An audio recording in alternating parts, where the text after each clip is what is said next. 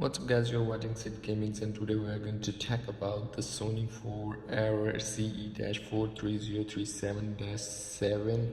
It's a safe mode. You just turn off your PlayStation 4, go to the safe mode, and then here you have the safe mode. You connect with the safe mode and you connect your DualShock with the USB cable, then your safe mode will be worked. And if you want to proceed any option here, you want to change resolution, update system software, restore default setting, rebuild database, initialize, and other settings. If you want to do anything, you can do it, rebuild database. If you don't want to do anything, you just restart your system software and your safe mode, and then go back to your PlayStation 4 menu. And after rebuilding database, your corrupted file and everything will be fixed.